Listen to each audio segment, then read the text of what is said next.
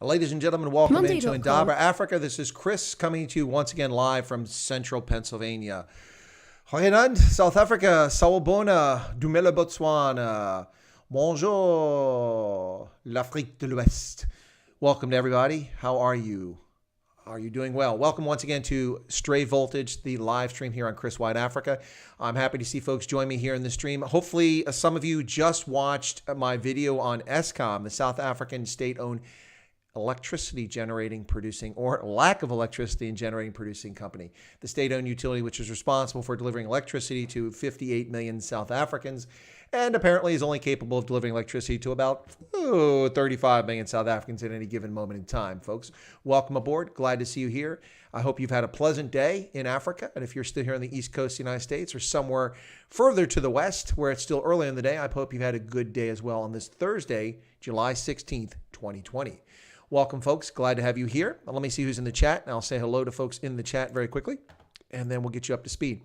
I want to thank everybody for the fantastic viewership on my video, Hotful, on Chris Wide Africa. And let me get to that and check on that. That video is just taken off, absolutely taken off, and it's all occurred in the last few hours. It did grow a lot yesterday, but in the last few hours, it's really just taken off, gone crazy, absolutely crazy.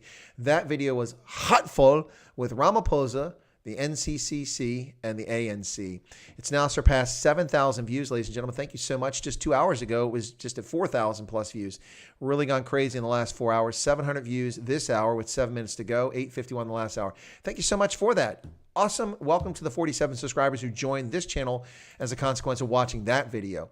And for those who just watched the video I just completed as we approach getting close to 5,000. Whoa, all my data is missing now. What is going on here? I was just trying to check the data and it tells me no data is available. Fascinating that. But let me check one more time and see what we get on that video. Come on, there you go.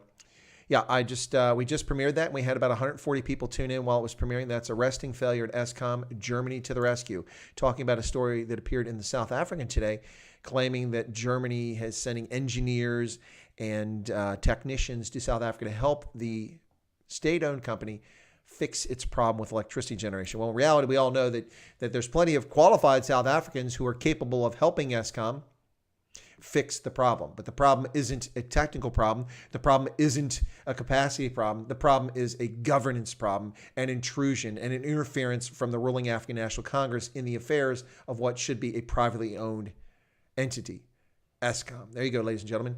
Are we buffering? My volume is cranked up pretty loud, folks, and I have not touched my microphone from the stream I did earlier, which no one had a complaint about, and the video which I recorded, which no one just complained about. So I think that maybe someone might want to check their connection. Please do that. Kyle says, I think we're all hot full of this sack of cock. I'm getting an update now on what's going on with the sound. Sound 100%, according to Corlia. Fantastic. Thanks a lot, Corlia. I appreciate it. Martin says, hot full, but slap hot. Payoff line for South Africans. That's good. Mic quality much better. Yeah, Azioba, it's not the mic. It's what's driving me absolutely bonkers when it happens. I was frustrated with the live stream with Talon Stanford, which, by the way, if you haven't seen it, folks, please go back and check the live stream with Talon Stanford. Talon is a South African American who played rugby. He's from the Cape Town area, played rugby in South Africa, went to UCT, University of Cape Town, then came to the United States, later got married here in the States, wound up working, and then eventually getting an offer to come back into rugby, played sevens, and actually was a USA Eagle 7.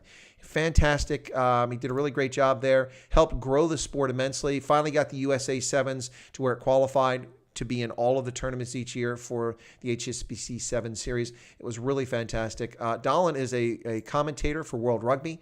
He covers the Rugby World Cup, which he did last year in Japan. Good friend of mine. We met through LinkedIn a few years ago and have been in touch ever since then. I actually published articles on his site, the Rugby Corner, before he switched to an all-video format and then removed those articles. But he helped me get into the journalism aspect of rugby, which was pretty cool. So Talon's a really good guy, and please check out his videos, guys. Or not his videos on the Rugby Corner, but also his new podcast, which is on the Rugby Hive. And anyway, so in the meantime, you can check out the stream, the interview I did with Talon on Tuesday.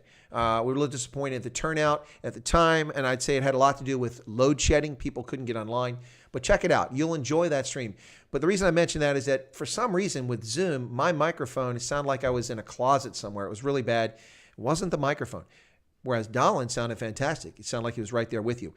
The irony is that he and I could hear each other perfectly fine. So it's just a function of software sometimes. It's really frustrating. It's not a physical lab. This is all done by software. You know, so algorithms. There's billions of little ones and zeros flying back and forth simultaneously. Anyway, so there you go. But check out Talon's stream. It was really cool. We really enjoyed it. And thank you all so much for tuning in to the Kaiser Soze crowd. The usual suspects were here. I thank you so much for being here. It's good to see you guys. Hey, there's Erica. Hey, Erica, welcome. Good to see you. Let me run through the chat and say hi to everybody that I can very quickly. Anne-Marie Jenkins, wow, it looks like you might have been the first one there.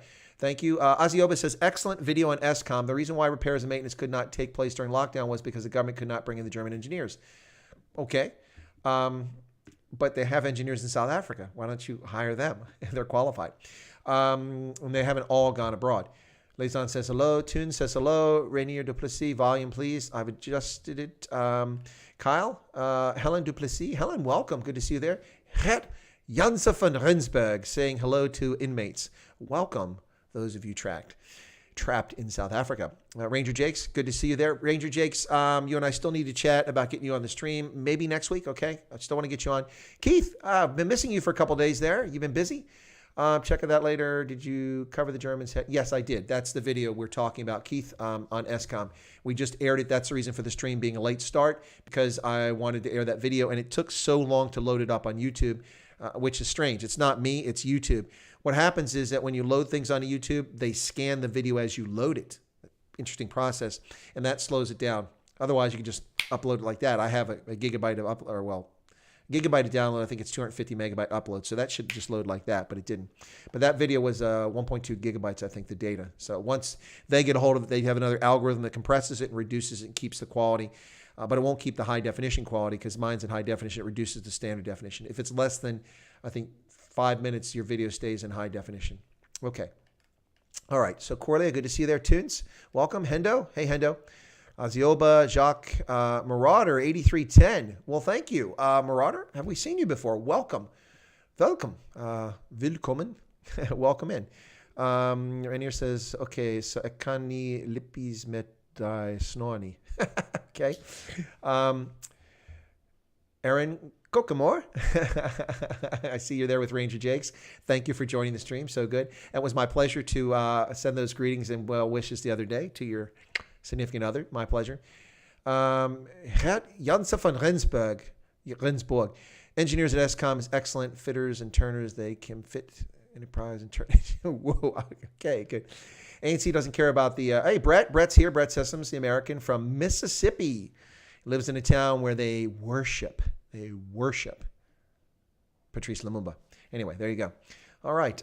Please hit the like button. Yeah, folks, please do that. Marauda says, thank you, Chris, and thanks for what you do. Well, it's my pleasure. It's actually becoming more fun and more enjoyable, and thank you all so much for that. I got to tell you, I get really excited when I do a video and it catches fire. I had a video last month that really caught fire when I only had, under 2,000 subscribers, about 1,500, and that video had 35,000 views. It's just now got 35,000. It was crazy. The video that's running so well right now is really picking up steam too, so that's kind of exciting. But I had like a week and a half there where things weren't getting much attention, and it was a little frustrating. Not that the quality wasn't there; it's just people were occupied, other things going on. Ranger Jake says, the wife loves the way you say her name. Probably getting it wrong. I don't know if it's Aaron or Aaron, or I don't know. It might be, Aaron. It's like sometimes in Ireland they spell words in English in a different way, but they pronounce it the way we pronounce it. So it's funny. Ozzy says, have you watched the Netflix series Narcos? I have not seen that. I did watch that movie a few years back that had Benicio del Toro. I think was it Benicio del Toro in that? Trafficking or something like that. It was about drugs, traffic. That was a really good movie. Have a look at the last stream by Ronaldo at 10 minutes and 35 seconds. Okay, Jacques, I might have tuned in after the 10 minute and 35 second piece. So let me, because I was recording my video then. So I think I missed that part. So thanks for sharing that. Let me make a note of that so I know to go back to that video at that time. And for some reason, I can't incorporate my browser in here. I want to bring you guys up and show you something that's going on here in the States. Never use the word slave. Check who you're responding to. Huh? What's this? Well, yeah, slave's not a good thing. There are about 75 million slaves around the world today, ladies and gentlemen. 75 million slaves, many of them living in sexual bondage around the world. And people don't seem to care about that. Just want to talk about topics from 3, 4, 5, 6, 7, 1,000 years ago, 7 centuries, 1,000 years ago, which are reasonable topics to talk about. But to ignore the people living in slavery today is just really sad. If you're going to talk about slavery, then you need to talk about all of it, particularly those actually living in bondage whose life you could actually improve. So yeah, it's just a shame that that topic is ignored wholesale. It's really, really sad. So welcome, folks, for tuning in. Let me see if I can't get this to work a little bit better here. So what I want to do is this. I'll try to move this to the other window and then see what happens. If I can get this to come up, because I'm trying to get a few things to come up on here. Let me see. So I had Joe Emilio on the channel earlier for a special feature live stream. For those who don't know, Joe Emilio is an American/South African. And he is a comedian based in South Africa in the Western Cape. And he came on and talked about cancel culture because he's been a target of cancel culture recently. And so we talked about a court case which he's pursuing against someone who denigrated him and attacked him and then contacted his employer and lied about him and got him fired from a paying gig. You can imagine for a performer during lockdown, it's difficult to have a living, make a living, because you can't do live performances. And that's where musicians and magicians and comedians make their money, as well as sports figures. Although the sports figures might get their pay anyway, but these folks don't get it. So he had a paying gig, and he was canceled through woke cancel culture. So he came on earlier, and earlier he had originally told people he didn't want anyone to give him money because people were trying to offer money, and he didn't want people to think that it was some sort of deal to make money. But it's actually legitimate. But as it turns out, the party who caused the problems is unwilling to apologize or remove the things, and in fact, is told him he must do it, which is ironic since he didn't do anything wrong. So his lawyer has suggested pursuing a legal case against the person to sue them. However, it's not free. It costs money. So Joe has started a campaign to raise money for his legal fees. And earlier on our stream, wow, thank you so much. Herman Roos, a tobacco farmer in Gauteng, gave 5,000 Rand for Joe's defense fund. Well, not for his defense fund, for his legal fund, I should say. He's not defending himself. He's pursuing a case against someone who has wronged him. Wow, thank you so much for that, Herman. I salute you. Very generous. If anybody wants to support Joe Emilio, we'll get those links up and make sure that you know how to do that. Sorry, my nose is itching. Anyway, Hendrik is out of here. Watch the stream after. Good. Oh, you watch the stream after this. Yeah. Okay. Great, Hendrik. Thanks. Yeah, it was a really actually, Joe and I were going to go for an hour, and that's one of the reasons why my video premiered later. I was going to premiere it at 9 o'clock this evening in South Africa time, 3 o'clock here on the East Coast, but I didn't get to start it for an extra hour because Joe and I went for an hour and 45 minutes, so it was a lot longer. Maxwell's denied bail. She was denied bail. Oh, fine. Anyway, what else are you guys talking about here? Kyle says almost 5,000 subscribers. Yeah, it's pretty cool. Thank you guys for that. GE quoted for a complete system that they had installed and test, but not enough kickbacks. There you go. Well, a similar problem. When I lived in Tunisia, ladies and gentlemen, McDonald's was supposed to come to Tunisia about 21 years ago. And they were all set to come. But if you know anything about McDonald's, what they typically do is source everything in the country where they're at. So I used to go to Switzerland frequently, and I would go to a McDonald's, and I pop in, and they have little placemats on the trays. And if you look down, they have these little maps and cartoons and showing you where the dairy come from in Switzerland, where their cheese is from, where their napkins are produced, where all the material, the pickles, all this, everything was produced in Switzerland for McDonald's, except French fries. McDonald's only buys its French fries from Idaho. It's the only place it gets its potatoes from. So all the McDonald's French fries around the world, at least historically, I don't know if they still are, were sourced from Idaho. So when they tried to expand into Tunisia over 20 years ago, they made the offer, and the government said, great, but you have to buy potatoes from Tunisia. Now, if you ever had potatoes produced in Tunisia, you'll appreciate that that's not the best option. Anyway, they refused to do it. And the reason for that is a relative of President Ben Ali wanted the concession for producing potatoes to make the French fries. McDonald's said no, sec. And so McDonald's never came to Tunisia. And so we had to do without McDonald's in Tunisia. You eat a McDonald's fast food. Trust me, when you're in certain parts of the world, it's nice to have a little something familiar, even if it's not from home. Anyway, so yeah, so McDonald's never got to Tunisia because of corruption. So I know what you're talking about here. Absolutely. What rugby top is that? Oh, thank you, Hendo. The rugby top. Let me stand up and let folks see this. This is from the Rugby World Cup 2019. There you go. It's the William Webb Ellis. Sorry, here it is right here. The William Webb Ellis Trophy, and this is in Japanese over here. I think it says Webb Ellis. I'm not sure. On the sleeve, we've got the World in Union. You probably can't read that because it's kind of small. And then over here, you've got, this is embroidered, by the way. It's not printed. This is a good quality jersey. Let me show you the back. If you can see that, let me squat down a little bit there. You can see. There you go. How's that? You guys see that? There you go. That's all 20 of the rugby unions who qualify for the Rugby World Cup. Springboks, ironically, were right there in the center, not at the top, but just below the top. I think Uruguay was above them. Of course, they won the trophy, so that worked out pretty well. Yeah, it is great. It was a little pricey. I knew it was one of the ones that wouldn't be around. My only challenge is I bought extra large, and I've never washed it. I worry that it will shrink because of the material, so I'll probably just wear it sparingly.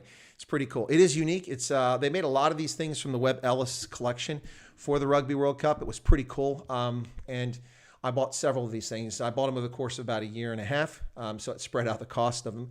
And actually, this is the first time I've worn this top. So, yeah, it's pretty cool. Nice quality. Not that it's cold here. I do have the aircon on. But anyway, there you go, folks. Interesting stuff.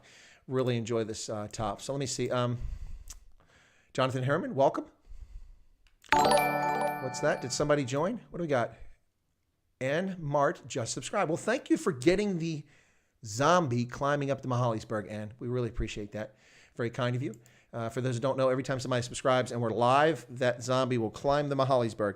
But he's not on the peak. The peak is reserved for membership. If you become a member of Chris White Africa, then you get to do it. The logo says Nihon, which is Japanese for rising sun. Oh, okay. Thank you so much, Hazioba. I had no idea what it said. I suppose I should have asked somebody, but I didn't take it to Japan with me. So Sean says, if you pay 30% income tax, it means you work for free almost 12 years. Oh, yeah, you guys are talking about that topic. Okay. Yeah, thank you so much for that. That's what it says, rising sun. Yeah, that Japan is the land of the rising sun. I also have a Japan jersey. By the way, I bought my Brave Blossoms rugby jersey before the Rugby World Cup, as soon as it was available, because I knew it would be in high demand. When I got to Japan, almost nobody had them. They were sold out. So all these people wanted Japanese jerseys, and they couldn't get it, especially expats, Westerners who went to the Rugby World Cup, like, that's a cool jersey. I want that jersey. And almost nobody had it. I was one of the few white dudes running around in Japan that actually had the Japanese jersey. So I was quite popular. In fact, a little war story here. When I went to Tokyo, just before the Typhoon Hagibis hit, I was in Tokyo and I walked around the Imperial Palace, the gardens and such, and I was wearing a different rugby jersey. But what happened was this guy was looking at me kind of strange. I was trying to find a loo to go to the bathroom, and this guy was looking at me from a distance, and I'm like, what a perv, man. What's this guy up to? You never know. And he was a Western-looking guy. And so I just kind of ignored him and walked down the hill. And as I was walking down the hill, I ran into two guys from England. And I was talking to them, and I said, hey, because they had rugby jerseys on, you guys going to the game? Because it was an England game. It was supposed to be played or something like that. And we were talking. He said, well, we're not sure if our game's going to be played. It looks like the typhoon's going to cause it to be canceled. And I said, yeah, I'm a little concerned about my next two games being, because I have to go that direction, and I think the storm's going to make landfall near Shizuoka, which is where my game is at. And I said, I'm a little concerned too. But the weather was perfect in Tokyo at the time. It was beautiful. It was mostly sunny. You wouldn't even know what typhoon was coming. Anyway, as I'm talking to these two gentlemen, down the hill comes the guy from up the hill, and he's staring at his mobile. And he's like, and checking me out. And I'm kind of like, what the hell's wrong with this guy? Why is he staring at me? And he walks over to me and he says, excuse me, can I ask you a question? I said, sure. He said, is this you? And he held up his mobile.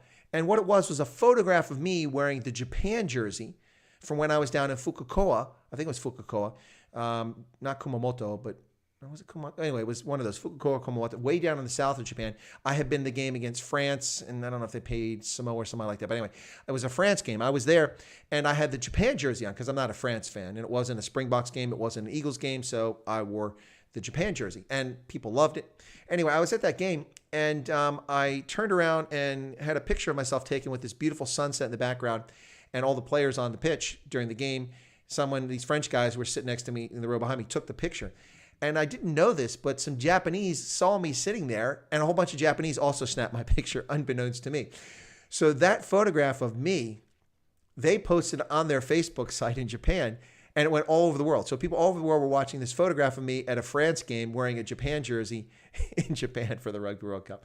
Anyway, not going to get me a free cup of coffee anywhere, which is fine. I don't drink coffee. I know I'm drinking Starbucks, but it's really just sugar and caffeine, folks. Anyway, so yeah, that was one of those interesting side stories of my Rugby World Cup experience. So I hope I didn't bore you with that story, but it was kind of cool. Do you have a rugby Kammer? Well, Kammer, Martin, that's like a Kammer from German, which would be a chamber or room. So I kind of got that one. Thank you. But we spell it differently in German. I don't have a rugby room as such. I have rugby stuff in a closet, on the walls, in the basement. I was really busy in uniform doing things and teaching and then traveling the world and writing and such when I came back. So I've never really gotten around to that, but I will do it eventually.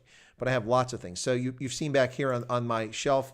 So I've got the little fan balls. This one's from the Sevens World Cup. This is in San Francisco that I went to a couple years ago, 2018. Yeah, little fan ball. Then this 2015 Rugby World Cup ball back here. And I have a collection of those fan balls plus the actual balls, lots of them from all the World Cups, including the Women's World Cup in 2017 in Ireland. So, yeah, I guess I've got that. Erica says, I thought you don't like coffee. Erica, it's not coffee. There's a little bit of coffee base in it. It's sugar, milk, and caffeine. I like sugar and I love caffeine, although I can do fine without caffeine. Also, I'm not one of those people. I'm kind of inured to it. It doesn't really bother me. If I want to sleep and I drink 2 or 3 of these and have 4 or 5 cans of Coke, lay down, boom, I'm asleep if I want to sleep. Yep. So it doesn't really bother me like that. Well, thank you, Corley. That was a cool. It was a pretty cool story. It was a cool experience. I mean, it was really weird with this dude. Like, okay, maybe I'm sexier than I think I am. Remember, no beard. There was no beard back then. Remember, folks. Anyway, so and the hair was short, like it normally is. And this dude kept checking me out. I'm like, And I thought he was with a lady, and it turns out he was. By the way, they were Belgians. They were Belgian rugby fans. Who knew that people in Belgium liked rugby? Well, they do. They really were huge fans of rugby. He actually plays rugby, and so they decided to go to the Rugby World Cup, went to Japan. It was a good excuse for them to see Japan. So it was kind of cool to me. My one regret is I didn't just, get the address of the page so I could check out the person's page. That would have been so cool to see my picture on someone else's page in Japan. So I have no idea who it was. And it's not like I could search my name because they didn't know what my name was. That was kind of cool. What position did you play? Well, Jacques, I didn't play formal rugby organized at club level or at school or anything like that because there was no rugby where I went to school. I've only played pickup games, informal games, and when I play, I'm typically play on the wing because I was fast and I was thin and rail thin. So it's good to be fast when you're thin because that way you got a chance to take less bruising hits or when you get hit, you get knocked into touch. But I've not played nearly as much as I would like to. My sports primarily, and that is because it wasn't available. But my sports primarily were baseball, softball, tennis, and basketball. I played a lot of basketball when I was younger, but I'm a couple inches too short to make it in the NBA, so I didn't quite have those skills. Didn't have those mad skills. I wonder if it does have more caffeine than Red Bull. I'm not sure. I suspect Red Bull has more caffeine, Tian. Hindsight is perfect science. Yeah, with the Facebook. Yeah, I was just kind of like, the whole thing, honestly, I was thrown off because the dude was checking me out. And I'm like, okay, what do we got there? Did somebody join? Kobus van den Berg has just subscribed. Well, thank you, Kobus, for subscribing to the channel. If you're here in the stream, thank you so much. If you're in the stream, feel free to chat. Join the conversation if you'd like. It might be someone else. Rob Robinson just subscribed. By the way, folks, as I said, my video is blowing up right now, and people are watching it who aren't in the stream. I mean, a lot of people. Let me just check on that really quickly, give you an idea, because I can check the stats on that, although I need to get to the correct browser. I got so many browsers open right now, and that's not the right one. Oh, I know where it's at. I put it over on the side here because there we go. So it's on this side. Let me get back to the data. It's now over here, and let me come on, where you at? That's not it. Sorry. Like I said, too many browsers, too many things going on. Let me just open up from this browser. Here we go, channel. Let me go to dashboard, and I'll give you an idea what's happening with that video. It's kind of exciting when it happens like this. So I've just jumped another 40 subscribers. Very exciting. Only a few get mentioned in there. So thank you for that. But the video that I'm talking about that's really picked up traction here it is. It's the one on Hotful with Ramaphosa, the National Coronavirus Command Council, and the ANC. That video, come on, magic, come on, YouTube. There you go. All right, so that video had 855 views from 2 to 3 p.m. for me, so that was 8 to 9. That was when Ronaldo Host was online, 855 views, and then another 816 in the last hour. And so a quarter of the hour into this one, we're already over 128. That thing is now at 7,238 views. Thank you all so much for that, nearly 800 hours of viewing time. I put some effort into that video, so I'm really grateful that people are tuning in and watching that one. But that's just giving an idea of what can happen. That one's just taken off. Sometimes it does that. Sometimes you make a video, people like it, but it doesn't get any traction. I think it has a lot to do with how YouTube promotes it, how their algorithms do it. But not complaining, just happy that people tuned in. So thank you all if you've watched that.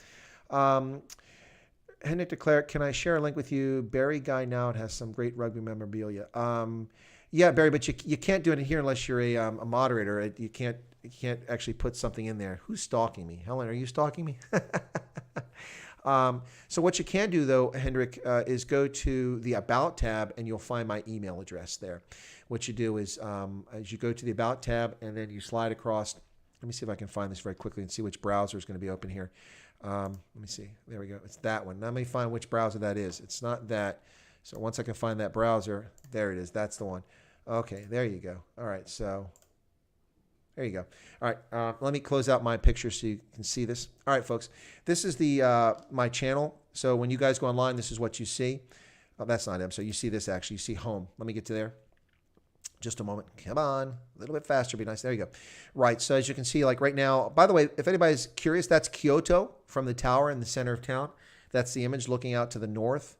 Or is that to the west? I think it's to the northwest. It's to the west. Maybe it's the west. It's the west. Yeah, that's Kyoto in Japan from when I was there for the Rugby World Cup. And you can see the channel's live now, right now with the stream. But if you go up here to the About tab on the right-hand side, click on that. Hendrik, and if you slide down past the description, you'll see this view email address right here. And what you do is you click on that, and I can't do that because I've already clicked on the bot, so it knows it's me, and it will reveal the email address. The reason I do that is because if you have it visibly on the screen or put it in the chat, then the data gets harvested and it's sold to people. And while it's not particularly rocket science to find me on there, I'm just trying to avoid getting a bunch of spam because it does happen, ladies and gentlemen. So go to the About tab and then send it to me. But Hendrik, you're most welcome to send me that link. I would be happy to get that. So please feel free to do that. There we go, browser. All right, turn that off, and there's my camera back. Okay, so there was a few things I wanted to show you guys. This one was particularly disturbing. Let me see if I can find it here very quickly. I don't know if I can, but this one really irritated me earlier when I saw this. That's not it. Sorry, give me a moment here. I'm trying to find this. You'll appreciate this if I find it, but that is not the right browser. Too many browsers open. This is what happens. You get carried away. No, that's not it once again. Anyway, yeah, so lots of interesting things happening in the world today, and I'm trying to get to some of those right now and show you one or two of those. This is a thing I found on Twitter from Art Taking Back, the gentleman I mentioned to you guys previously on the stream. He's an American who finds lots of videos, and I'm not finding it now. Shoot. Where's this thing at? Sorry. So it's a Twitter feed, and I'm not. Maybe it's over here. Is that it? There it is. Okay, good. I got it.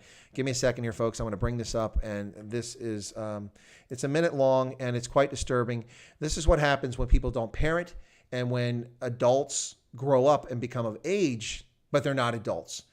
And this is also what happens when people tolerate things and do not enforce the rule of law and good behavior. This took place in Fort Lauderdale, Florida, in the last 24 hours, the last 2 days, something like that. I'm not sure when it was. These three women, young women, who act like impetulant 6-year-olds, watch what they do if you haven't seen this at a Spirit Airlines flight. By the way, Spirit is a low-cost, no-frills, bargain basement airline. You have to pay for everything. I'm not attacking Spirit. If you know their conditions, they're a good airline. I've flown on Spirit from here to Denver, had a great experience. And since I was active duty military, I got a free bag, so I didn't have to pay for it. Now I have to pay for the bag. But anyway, fantastic. Their flight was delayed. And this is how they behave. And do you see any law enforcement, any airport security coming? And watch what happens here, ladies and gentlemen. This is disgusting. Okay, so let me get this on here very quick. Be patient with me for just a second. What I've got to do is put my earpiece in because I can't hear it through my streaming software. So I want to make sure that I catch what we're talking about so I don't make you watch this thing 2 or 3 times as it loops through. So give me just a moment. If you haven't seen this video, you're going to be disturbed by this. This is unacceptable behavior, but this is what happens when you tolerate this sort of nonsense.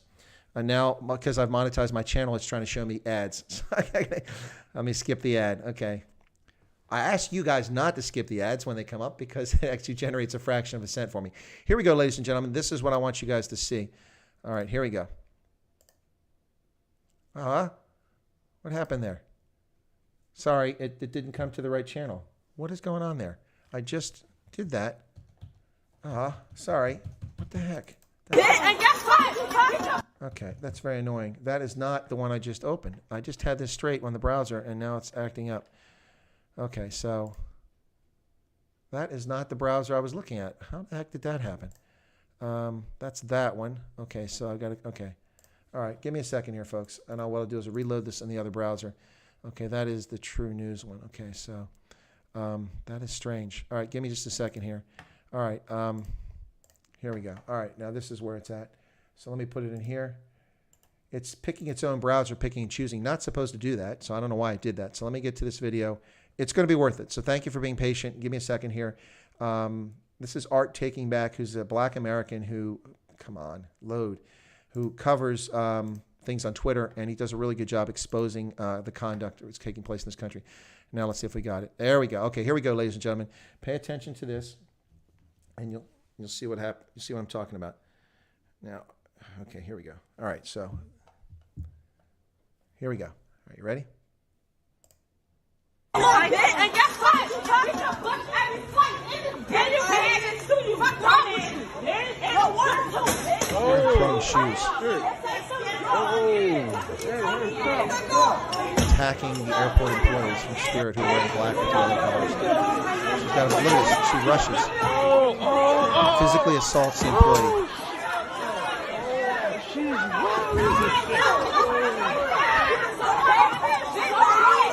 Beating the employee because her flight is delayed. Where is law enforcement? Where is airport security?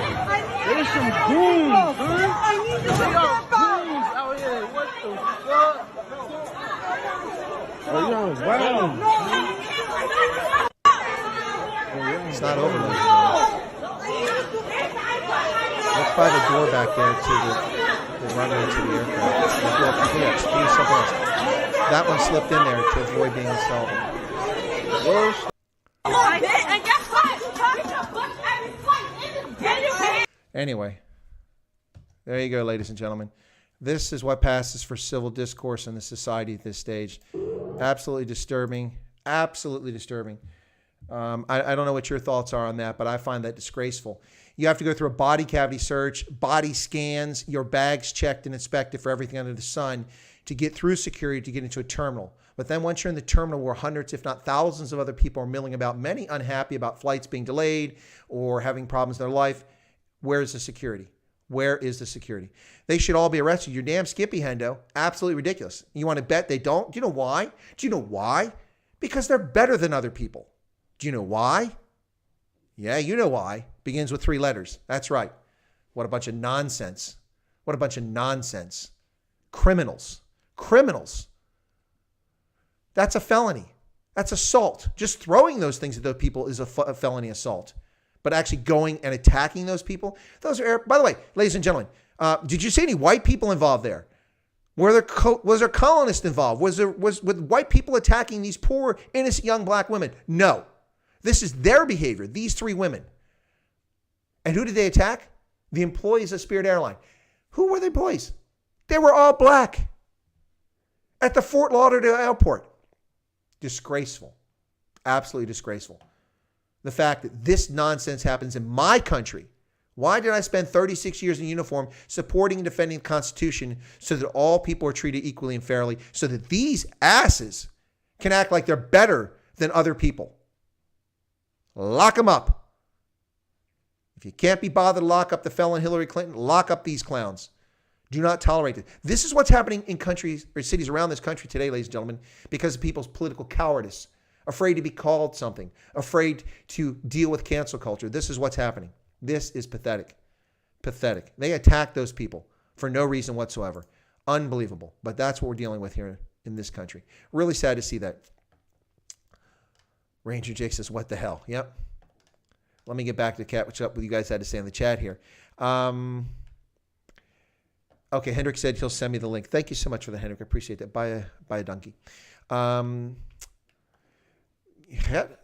van Hunsburg says, Tiana, I'm waiting for a sample of black insomnia beans, apparently as strong as bean around. Jacques says, my hot hit gebrand. Okay. A lot of windows open, can't slow down the computer. No, the windows can slow down the computer, but that's not the problem. It can slow down the operator. That's the problem. Murphy's Law. I love that video of the horse kicking Snowflake who came in and whacked her. Yeah, that was a white girl. She came over to assault police, and they were mounted on horses, and the horse was having none of it. So she got kicked, and she cried. I wish she'd got kicked in the forehead. That would have taught her a lesson. Anyway. They forget to take their meds, Helen says. Yeah. What's this? Lynn, this is what passes for civil discourse in this society. and things that people tolerate. This is the Fort Lauderdale airport. 3 young ladies from Philadelphia, right here in Pennsylvania. Yes, absolutely right. Yeah, Tune says, all you can do is laugh. That's true. What disgusting behavior. True. What the hell? Friday night, red eye. What was that? Red eye? Okay. Name and shame. Yeah, that's what they should do with him, Corlia. Absolutely right.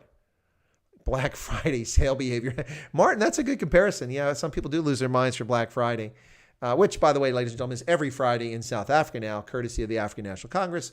The angry, naughty children, the economic freedom fighters, who think that in solidarity with the Black Lives Matter movement in the United States, that now that George Floyd has passed away, that Black Lives Matter in South Africa, only they don't.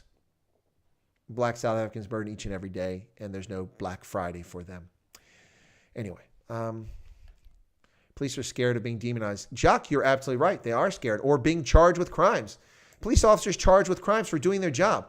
The photograph of the cop in New York when this woman assaulted a white police officer, just stood there and took a beating. He was a big guy, but he got beat. This black woman assaulted him. So this black cop comes in from the side and gives a roundhouse to the woman, cold cocks her, knocks her to the ground. He's been suspended and charged with assault.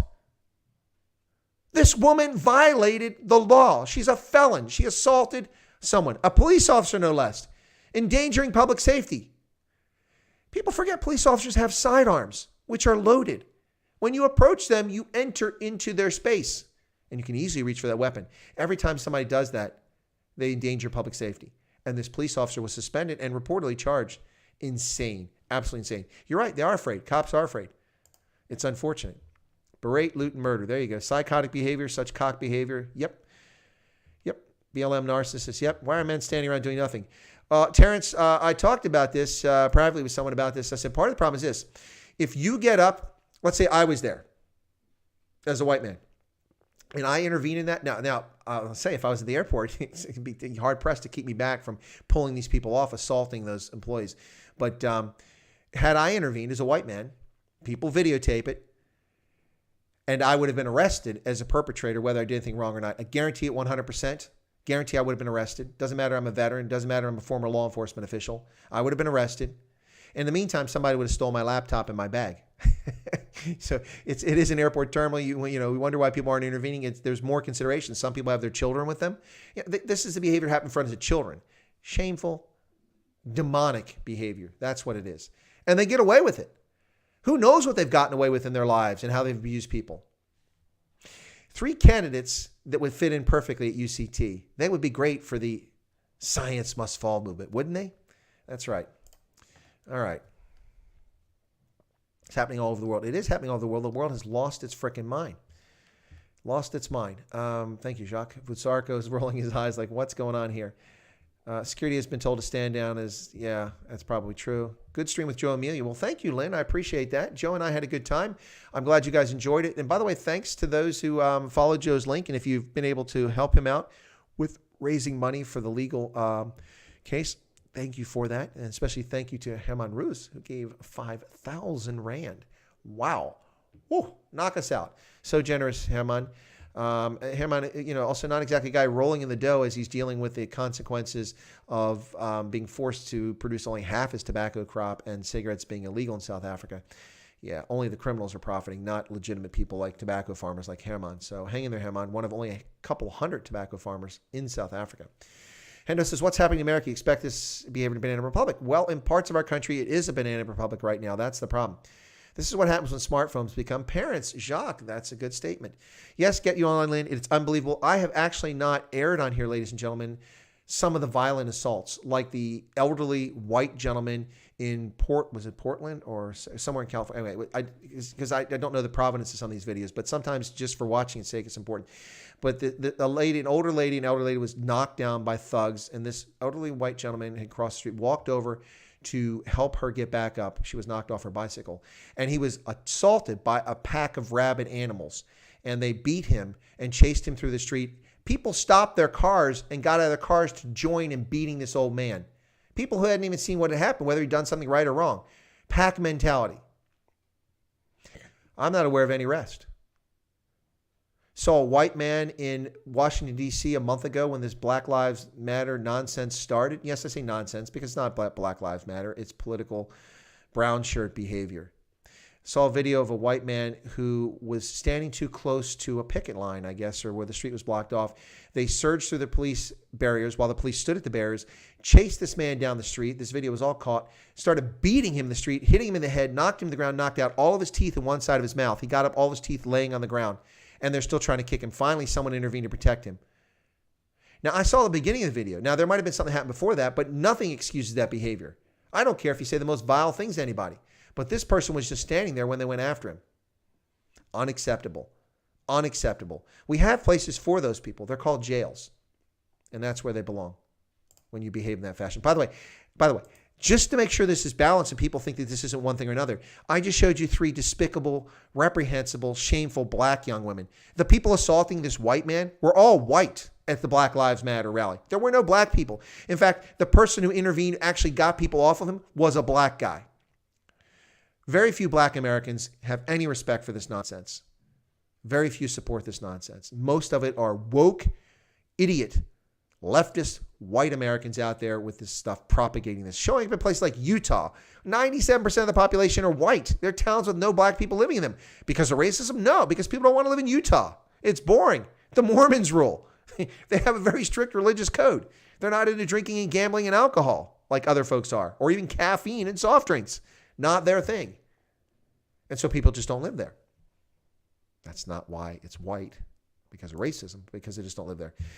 Sean, we go Old Testament on them. That's probably a good idea. Civil rights attorneys who protected their home. What was that? From Black Lives Matter. Yeah, I saw that. They had the rifle confiscated. We talked about that. University of Pennsylvania, other Ivy League schools with safe zones. One side. Yeah, exactly right. Reminds me when they attack teachers and South. And the same thing here in the States. Teachers, ugh. Let me see. And there's actually, I'm starting to despair and lose hope. The world is becoming evil. Why have evil become good and good become evil? Because people in authority are political cowards. They're callow, feckless, useless turds, almost without exception. Now, I'm not blaming law enforcement, although there is blame for law enforcement in this. The fact that that cop who ignited this whole thing, and it has nothing to do with him, but the cop who ignited this whole thing, who took that step, Donovan Rowe just subscribed. Thank you so much for Donovan for becoming a subscriber to the channel. The fact that that cop, Chauvin, was allowed to behave that fashion after having multiple complaints about him for police brutality over the years, and he'd never been suspended or fired or sanctioned in any significant way, he still had this behavior. That's what happens. When the police tolerate these kind of reckless fools in their midst, it doesn't help the relations between civil society and the police. And that's part of the problem, ladies and gentlemen. It's just the truth. People don't want to admit it, but that is the truth. I'm not picking on the police, but I am picking on the politicians. With the exception of Donald Trump, who is standing up? Who in the world? These things are happening in Germany too, by the way. Do you hear anything about that? Do you hear about Germans being assaulted by migrants or being assaulted by other Germans with this woke culture? No, but it's happening. It's happening in the UK. You've heard some of it in the UK, but you see no coverage of what's happening in Germany. It's ridiculous. Really sad. The Big Lebowski. Chad says, your thoughts on them now wanting black people to do a voice work for black cartoons, otherwise it's racist. It's utter nonsense, Chad. It's utter nonsense. Okay, if it's racist for a white person to do an Indian character's voice on a cartoon or to do a black person's voice in a cartoon, then it's racist for Brandy, the 16-year-old black musician, to play Cinderella. That is cultural appropriation. Ladies and gentlemen, I guarantee you there were no black Africans running around the forest of the Schwarzwald, the Black Forest in Germany, when these oral tales were created and told, which were coalesced into a book collected by the Grimm brothers known as the Grimm Fairy Tales. They didn't write the fairy tales. They just wrote down the oral traditions and stories. But when these traditions were formed in the dark forest of Germany, there were no Africans there. Cinderella was not black. So if Brandy can play Cinderella, then why can't a white dude play Fat Albert in a cartoon? It's called acting, impersonation. You don't have to have the same skin pigmentation as somebody. It's ludicrous, Chad. It's utter cuck, however you guys want to pronounce that. It's utter horse manure. It's stupid. It's cancel culture. And people that buy into it, shame on them. They're the uninformed, ignorant bigots. They're the ones who are as much at fault. The actors who bow out. The studios that release them. By the way, Tom Bergeron The longtime host of Dancing with the Stars was just fired because ratings had dropped, because he was performing poorly, because people didn't like him. No. Tom Bergeron was released with a cockamamie excuse. But guess what Tom Bergeron is? He's entertaining. He's also white. Want to take one guess who he's replaced by? I'll give you a chance. Who is replacing Tom Bergeron on Dancing with the Stars, ladies and gentlemen? You want to take a guess? Tom Bergeron has been dismissed after 13 years or something like that with Dancing with the Stars. The guy that made the program, the guy that made it interesting because of his personality and his amazing voice. So guess who's being replaced with? Tom Bergeron has been fired. Who's being replaced with? No discipline, too many rights without accountability and responsibility. That's part of it. Yep, sack of cock. Hashtag sack of cock. Absolutely right. The blackout is by design. It is by design, absolutely. How many groups of black men and women walking the streets are now heavily armed? That makes me worried. Well, any groups, Terrence, walking around armed in the streets who are doing it because they have some sort of intent. I have a problem with open carry law, where law-abiding citizens who are qualified and registered to have firearms carry them open carry. I don't have a problem with that. But when people show up with firearms to menace, and that's what you're talking about, and that menacing is happening all over the country, and it's being done by whites and by blacks, that's what I would worry about. That's a real serious problem. Anyway, nobody wants to guess? Nobody's got a guess for who the person is replacing Tom Bergeron on Dancing with the Stars? I'll give you guys a chance to guess on it one more time. See if anybody comes up with it. It's Trevor Noah. Good guess, Martin, but it's not Trevor Noah. That was actually a good guess. Yeah, it's not Trevor Noah. Anybody else want to guess? Take a stab at it. I want to try to find this. I also found this story that's quite disheartening, and maybe the ANC. I would say that if it was a normal world, that I would think that maybe the ANC would pay attention now, but they're not going to pay attention. I'm trying to find this thing now. Gosh bless it. Too many browsers. Sorry about this, guys.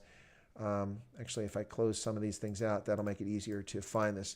All right, so any other... I just closed something I didn't want to close. Shoot. Shoot. What's this thing here? Come on. Come on. No, it won't be there. Anyway, can't find it. Sorry about that. I wanted to show you guys something. No, it's Beyonce. That's not Beyonce. No, not Barack Obama. Come on, nice guess. Jamie Foxx is actually a good guess. All right. Okay, you guys are guessing now. Now you're trying. You guys don't know anything about Dancing with the Stars. Okay, I actually don't know anything about it. Dancing at all. Okay, Jock. Trevor Noah, Barack Obama, Beyonce, Jamie Foxx. All good guesses. Ladies and gentlemen, Tom Bergeron will be replaced on Dancing with the Stars with, drum roll, Tyra Banks. Jacob Zuma, that's funny. Martin. Tyra Banks will be replacing Tom Bergeron on Dancing with the Stars. Now, is that a bad choice? Probably not. Tyra Banks is quite interesting. She had a great talk show, fantastic personality. But why is Tom Bergeron being replaced now in the midst of cancel culture and demonization of people with inferior pigmentation? Yeah. Well, that's why, because Tom Bergeron has inferior pigmentation. Jacques, that's what's going on. Inferior pigmentation. Do you guys like that? That's a new one. I just coined that one. Yeah. Now, where the heck is that? Anyway, so I need to write this down so I don't forget about this. It was Firefox. Sorry, I was trying to find this thing for you guys, and I deleted a page I was trying to keep open. Firefox mobile security. Okay, there we go. Back from lunch. Hey, Croy, good to see you. She's been on Idol. Yeah, no, she's talented. She's amazing. But why is Tom Bergeron being let go? That's the question. And, well, maybe there's something we don't know about, but I wouldn't hold my breath on that one. Anyway, folks, so I was trying to find this story about a member of the Gauteng provincial legislature who was murdered. Yeah. That's what I was trying to find. And I can't find it now. Again, too many browsers open. Sorry about that. And now, like I said, I've closed things I didn't intend to close. But let me see. That's not the window. So let me try this other one here. If that's the wrong one. Maybe it's this one. It's not that one. That one's all right. I'm not going to find this story. I had it. It just disappeared on me. So sorry about that, folks. It should have been here. Huh. Anyway, not important. If it had been important, I would have found it. So I'll find it later on. But a member of the ANC member of Parliament, the Gauteng office was, or not Parliament, the Gauteng legislature was stabbed to death in a home invasion, murdered. You would think that maybe they'll start paying attention to security and home invasions, but they're not going to. I guarantee they won't.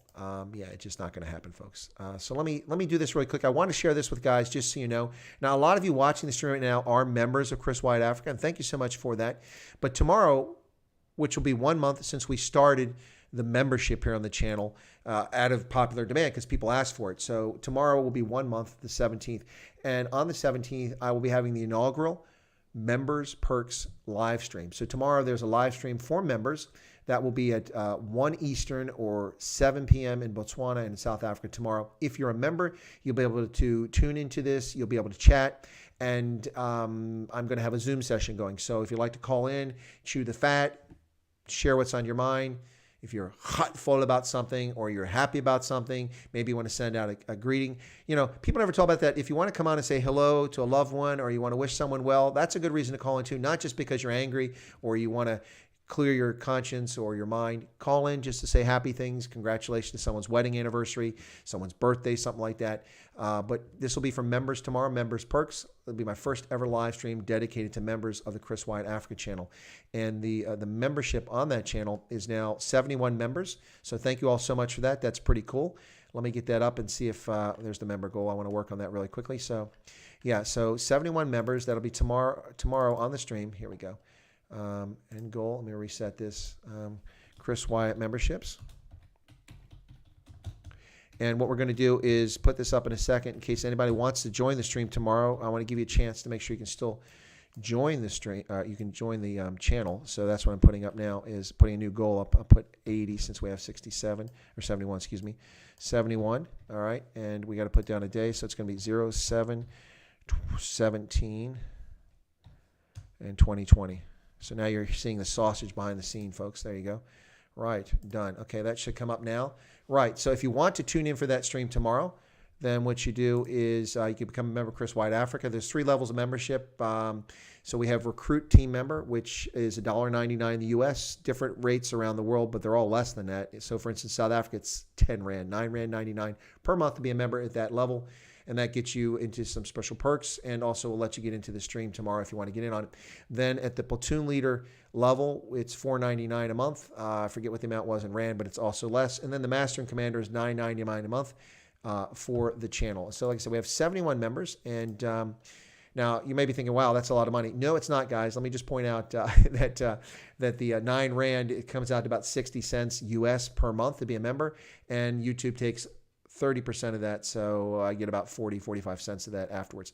By the way, I want to thank the last couple of days, the 3 people I didn't get a chance to thank, and I'll add a 4th because 3 days ago, Alexander Dempers joined late in the stream. Alexander, thank you for joining.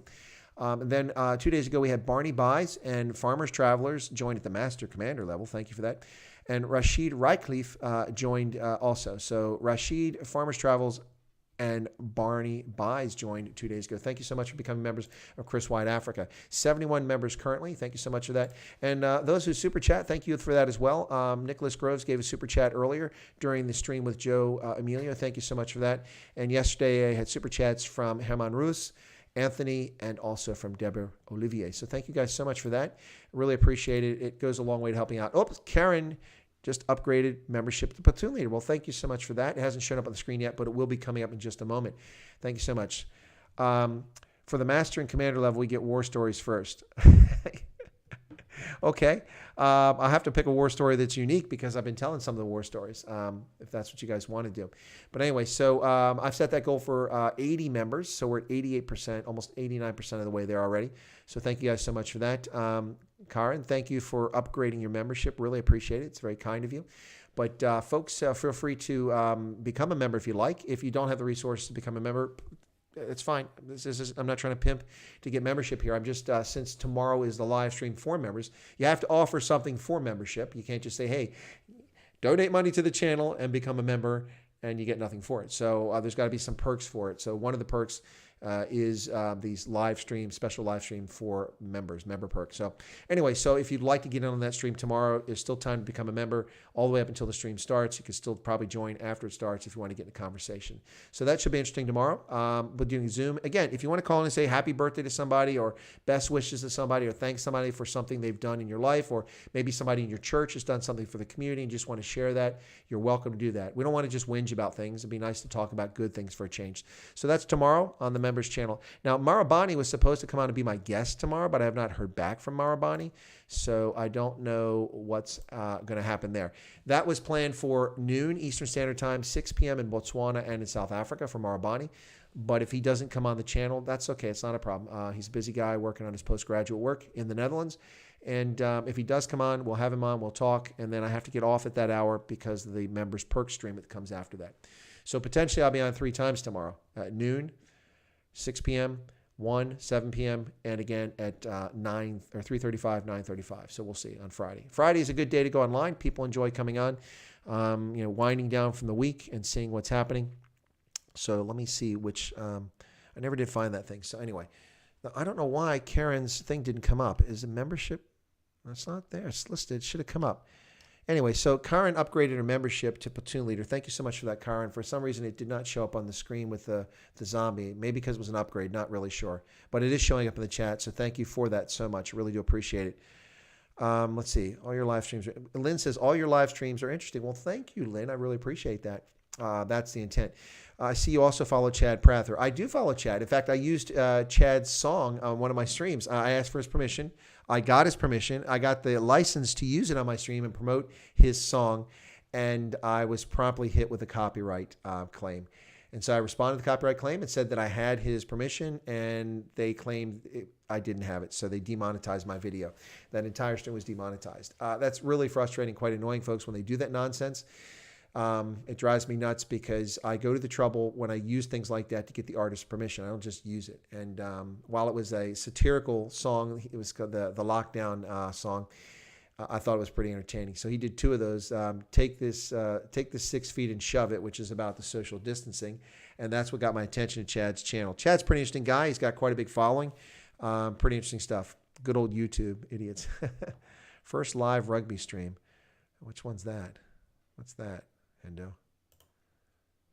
Let me see what that is. I don't know what you guys are talking about. Let me see what that opens up to really quickly. Okay. I'm just waiting away for my chat there real quick. I don't know what that is. It's not loading. Interesting. Anyway, let me get back to the chat. I'll figure out what that is later on. Anyway, pity you can't YouTube. It's frustrating. Let me see. Kyle says, how's it going? That's now I've gotten the chat's taking me all the way back to the beginning here. There we go. Now I've caught up. Let's see what else. No problem. You're welcome. Thank you, Karen. What about Giselle's live stream? Yeah, Lynn, Giselle is still blocked. Okay. For Giselle's live stream that we did last week. Now, the original live stream for the concert, which you guys should check out. Or as Ronaldo likes to say these days, check it out. Check it out, which is ironic because that means like go away. But anyway, check it out. That live stream is still up, and that one's not affected. That's when I protested, and they actually came back in the early days and said, it's fine. So that one you can watch. That's a live stream from back on May 8th. What I'm going to do is find that link really quickly while we're chatting here. That concert, which is 1 hour and 3 minutes, you can still watch. So you can go back and watch it anytime you want. Watch it 100 times if you like. It was a really good one. It's always nice like to play that in the background, just let that stream go. But I'm looking at all my videos now, my live stream, ineligible, copyright claim. It's annoying. And I actually have the rights to it. So we're trying to sort this out, but it has not gotten sorted out yet. So I'm going to put the link in for this thing back on May. Wow, I've done a lot of videos here, folks, just in the last few months. So I'm trying to get back to May 8th. There it is, May 8th, and there's Giselle. And here's the link for it. Watch. In the meantime, one of my moderators has probably found it already because they're faster on the draw than I am. But this is the link for that stream that I'm talking about with Giselle. So let me put that in here. Paste. All right, there you go. That's Giselle's live stream. Anyway, what about Dolan Stanford? If I don't use people's music, it's fine. I didn't use it. Yeah, they are looking for ways to demonetize. What they do, Erica, though, is if you have a copyright claim, if somebody, let me explain for folks in case you're curious. So what happens is when you play something on your channel, whether it's video or audio, they're scanning your video when it goes in to load up on the server. And then they also will scan it afterwards. They scan it for copyright first. They've got software from third parties that go through your video, and they also have third-party software that scans the network after something's published, and sometimes they find something claim, aha, that's our copyrighted material. They'll send you a copyright claim or a copyright strike. Now, I've never had a copyright strike because I haven't abused the system, but I do get copyright claims, particularly in Giselle's music, and they'll say, aha, The artist says you're using your music. The artist doesn't know because it's a third party. It's software. So you go through a process. You answer a bunch of questions. You say, this is why you think you have a right. In my case, there's a thing for I have a license because I do have a license. I have actually written documentation to prove I have the license to use that music. So I submit that. Then it goes back automatically to the server and the computer reviews it. Now, early on for Giselle's concert, they said, okay. But I think that was because that wasn't monetized at the time, I think. No, it wasn't protected at the time for Giselle. I think that's the case. Anyway, so that one's fine. But then it comes back and they tell you after, I just got several more copyright things today saying, okay, great. We've reviewed it and the artist still claims the copyright. Well, I know that's nonsense because I speak to the artist and to her manager who have the actual legal rights to the music.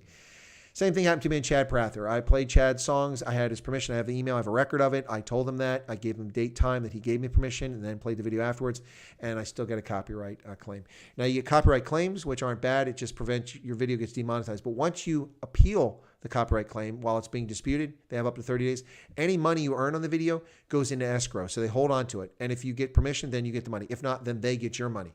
So people are getting money from my talent and my content, things I've produced, because of an invalid copyright claim.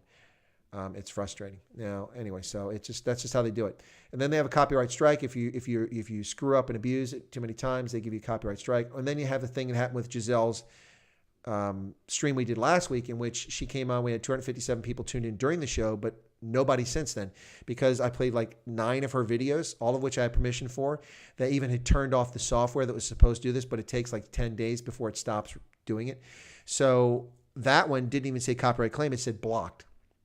So that video is blocked. Only I can watch that video. No one else can watch it because it's blocked. Now, if I were to reload it with a different title and we get blocked again, I would probably get a copyright strike, and then I'd be in trouble. So I have to wait for this to be sorted. But in the meantime, they made a claim which is illegitimate in my book because I have the license. And this is just, it eats up a lot of time. It wastes a lot of time.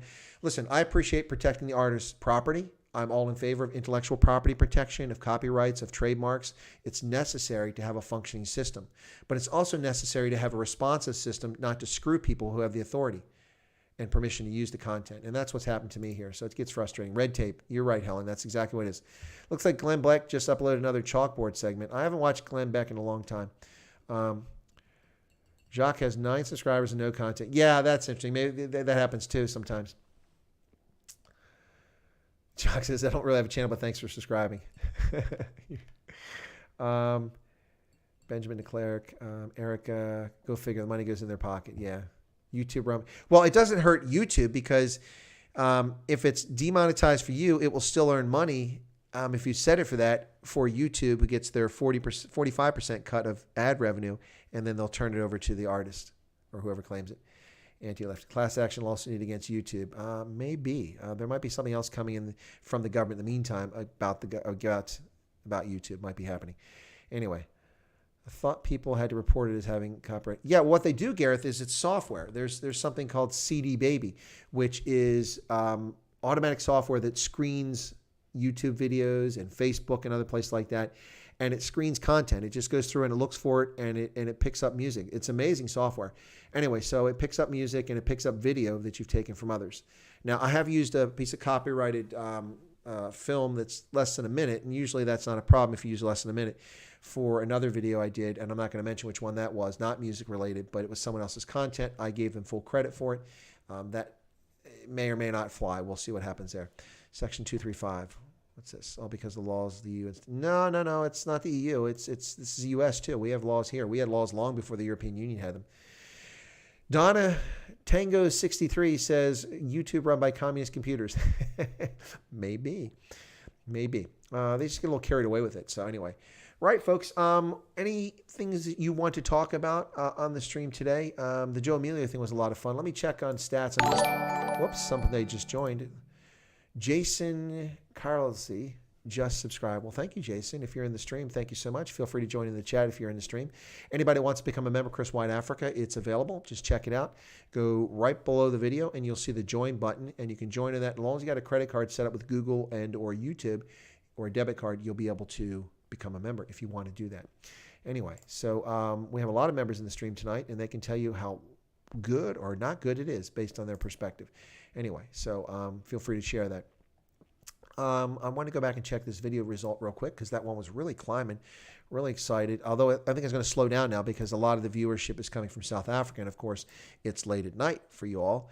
And so it tends to slow down around this time of day. But let me just see how it's doing this hour anyway, just because I'm curious. So this is the hot fall with Ramaphosa, the National Coronavirus Command Council, and the ANC.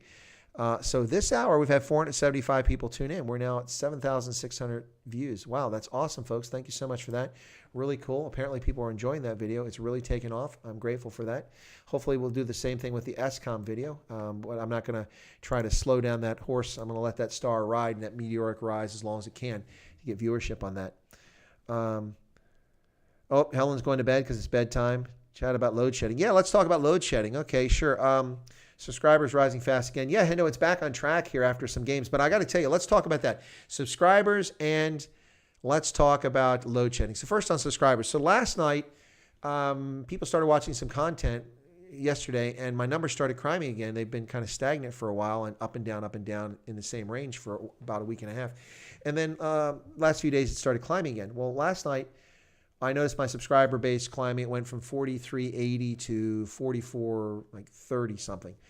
And then I went to bed late and early in the morning here, about 1:30, 2 o'clock, and I looked and I had 4,380. I'd lost 70 subscribers. I'm like, what? So I looked and there was no reason. I couldn't figure out why nothing was going on. People were still watching videos. So before I went to sleep, I looked and I gained back 1 subscriber. And then this morning I got up and I went to look to see, and it was still at the same level.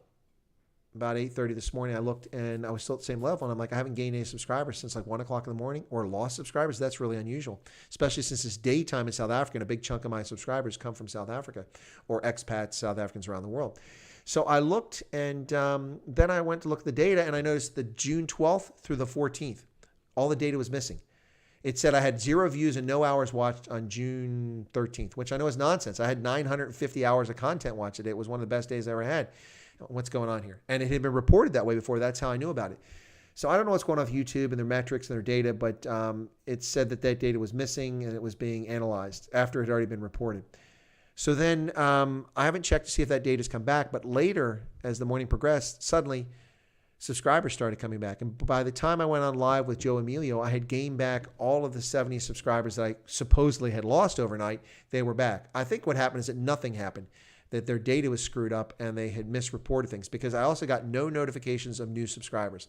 Now, I don't get notifications for all new subscribers, but I do get 5 to 10 updates. Say I get 50 new subscribers, I'm going to get 5 updates. And so I know who those are. Now, I don't know if that's people who have security, that it prevents the channel content provider from knowing who subscribed or not. I don't know. Maybe that's part of it. But the most I ever get is maybe 5 or 10 per day. Even when I've gotten 500 subscribers a day, I've only gotten 5 or 10 notifications. So I got none. Anyway, I got back up. Now, that video that I talked about suddenly caught fire for some reason, and the number of memberships has gone up demonstrably. So right now, as we sit here, I'm at 4,716, and I was 400 views less just 2 days ago. Or not views, 400 subscribers less. Now, this was 4380 today, so 5363, 80, 200, and about 230 new subscribers today since it got back to where it was. It's just crazy. So that's something going on with YouTube. It's really frustrating. It can be very, very annoying at times. Anyway, load shedding. Yes, that's another problem affecting things for those who are content providers for South African audiences or who are in South Africa. All these people who can't get online because they don't have electricity is having a very serious impact. Now, I think it's having an odd impact too, in that a lot of people who are loyal YouTube subscribers, loyal YouTube watchers, if they can't watch because they have no power, when they get power back, then they catch up. And so you get a more even number of views across the day. Normally for me, there's a very big sweet spot. And when people watch my content, by and large, about 80% of my content is watched during certain hours in South Africa. So from early afternoon till this time in evening is when I get most of my viewership, because many people are in Southern Africa. I also get a lot of Americans then, but that's just the way it works out. So it's just kind of weird. But these blackouts, these rolling blackouts, this load shedding, whatever you want to call it, it is actually load shedding, is disgraceful. It's had a massive impact and retarded the growth of South Africa's economy. It has cost South Africans billions of dollars in productivity. billions, tens of billions of dollars.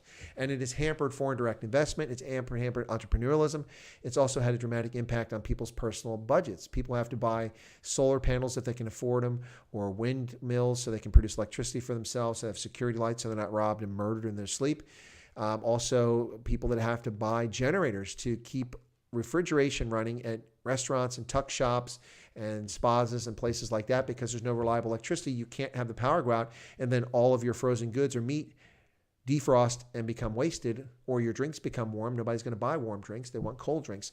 So the impact of this is insane. Not to mention every time that they do load shedding, they shut down power to mines. You can't mine. And I'm not talking about during COVID. I'm talking about normal times. You cannot mine. Red Rat Lives. Hey, that's kind of cool. It says load shedding. That's how the fall of Venezuela started. There's a lot of reasons Venezuela fell. That's true.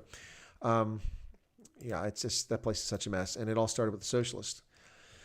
Excuse me.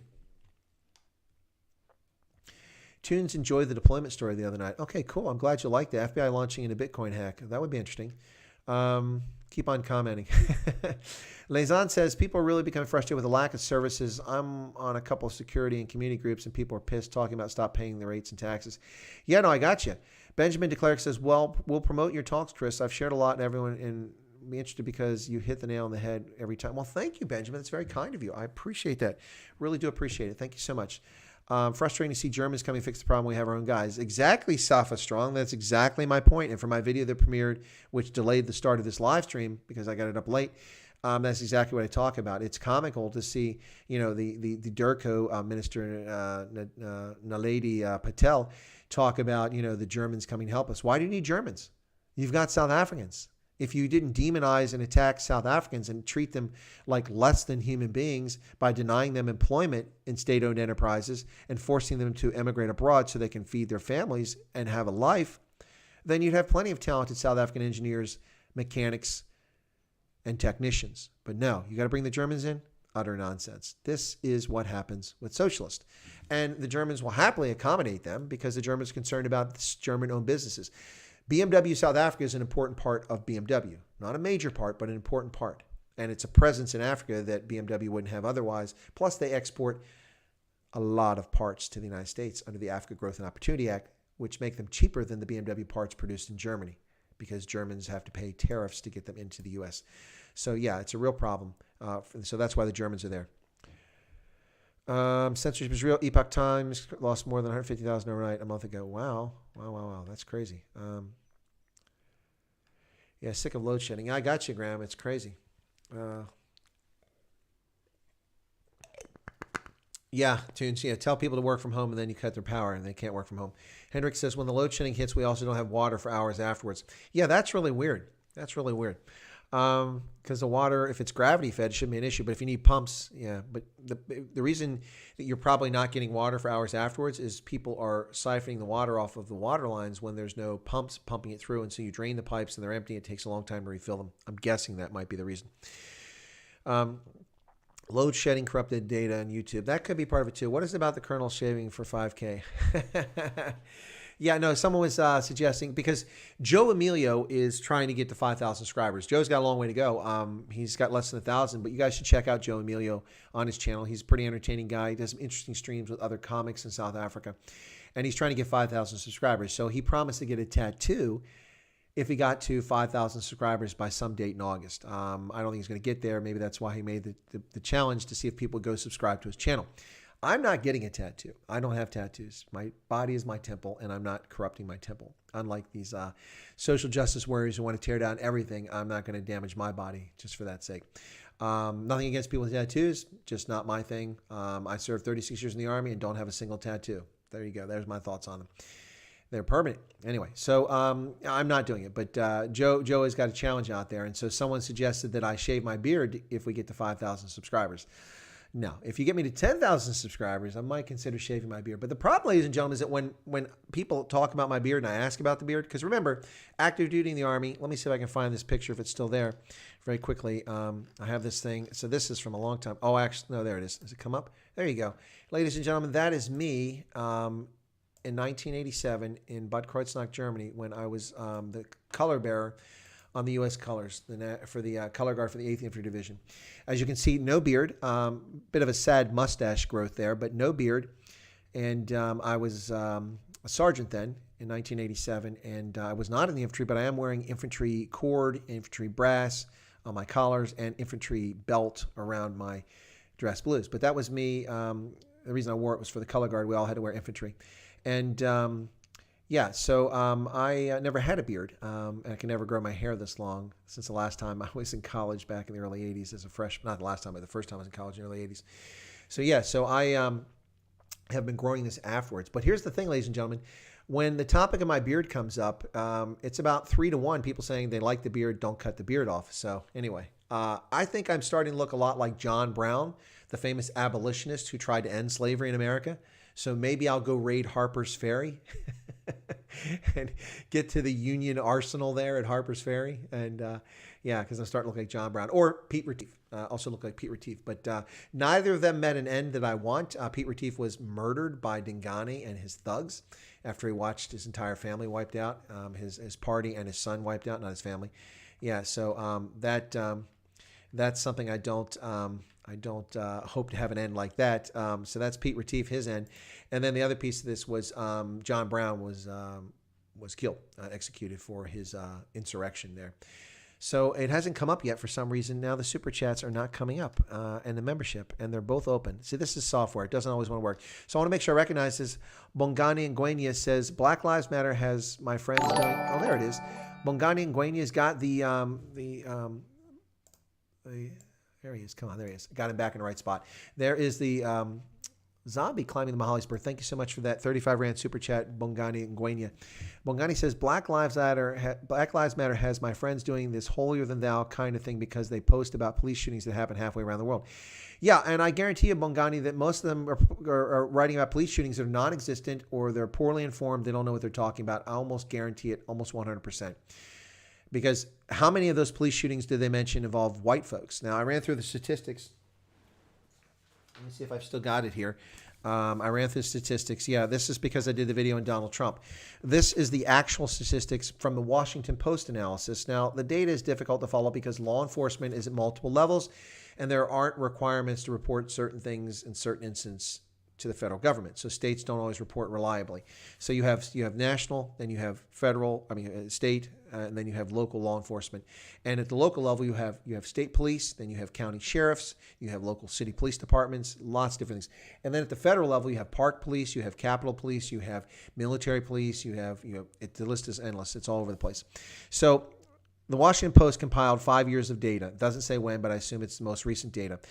And in those 5 years, 2,495 white Americans were shot and killed by police, 1,301 black, and 907 Hispanic. And the reason I reported that information is because the USA Today tried to distort the argument and complain because Donald Trump was interviewed by Catherine Heritage, former Fox News national security reporter, national issues. She now works for CBS News. And she did an interview with Donald Trump in which she interviewed him and she asked the question, so why are African Americans still dying at the hands of law enforcement in this country, Heritage says. And so Donald Trump responds and says, so are white people. So are white people. What a terrible question to ask. So are white people. More white people, by the way, more white people, which is true. But instead of facing the facts and talking about the context of things, the USA Today and also CBS News made this a misleading story. The USA Today comes with a story that says, Trump says more white people are killed by police, while studies show black people are more likely to be killed. The question wasn't about who's more likely. It's a question about who is dying more. So the bottom line with this, with Black Lives Matter, is that they seem to think that 1,301 dead black people are more important than 907 dead Hispanic people and 2,495 dead white people who died from being shot by law enforcement over a 5-year period. Now that just shows the hypocrisy of these idiots and their stupidity. Every one of these lives mattered, even if they were criminals. And in fact, many of them were actually criminals, and many of them died as a consequence of their own actions, which forced law enforcement to return fire to protect themselves. Some died, and they never should have been shot because of overreaction from law enforcement. But we don't know that. We'd have to look at each individual case. But the point is that the newspapers lie about the story, distort, and mislead people for their own gain. That's what's going on here. Very frustrating. So Donald Trump says more white people die, and they turn into a story, well, Donald Trump is lying. He's not lying. He told the truth. And I'm not lying. I've been telling the truth all along. Last year in 2019, the only reliable figures we have from the federal government are that 284 black Americans died in police custody. Not in shootings, but in police custody. Over 400 white Americans died. Now, let me put it in context for you, and I'll give you a context in which this would be valid. If she had said, why are Americans still dying in the hands of law enforcement in this country? And by the way, African Americans die at a far higher rate than white Americans. That's true. But what's also true is that white Americans are far more likely to be shot in an engagement with police than black Americans. That's right. That's right. That's not reported here. And they use this to try to say that Trump is lying. Trump is not lying. Whether you like him or dislike him, he's telling the truth. It's factual. And to see this distorted. So here's the irony. The newspaper article says that Trump is lying. And then they give the actual statistics in which they prove that Trump is not lying in the same article. And they get away with it. They get away with it. And then here's the thing where they're parsing the information.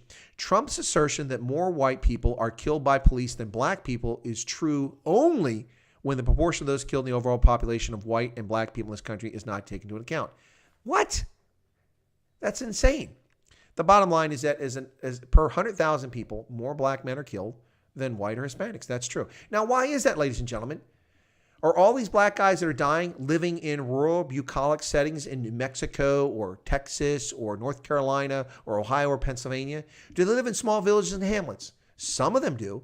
But where do the vast majority of these people live who are being killed by police in shootings?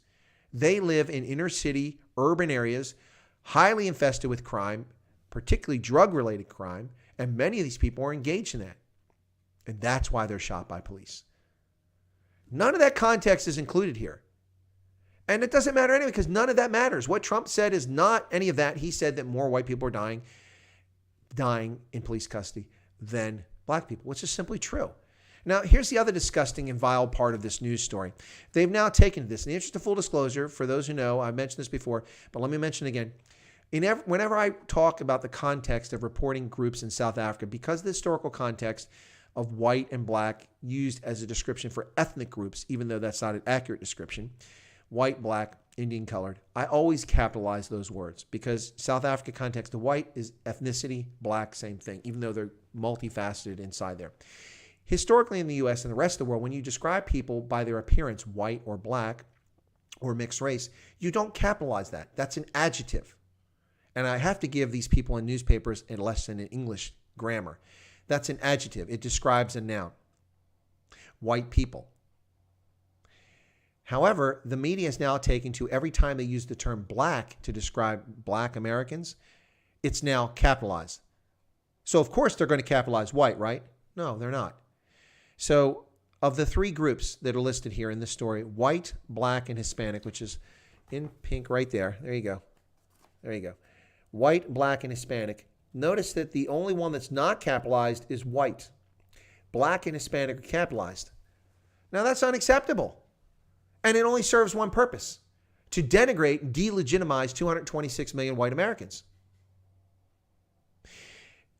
The 45 million black Americans that are covered by that description should also not be capitalized. But if you're going to do that, then you need to capitalize both. Do you see the games, the vile, disgusting racialization of everything in society? Ladies and gentlemen, in case you missed the news, chess is racist. Do you know why? Because the player who picks white goes first. I'm going to guess that my Starbucks is racist. Apparently it's mixed race because it's brown. Look at that.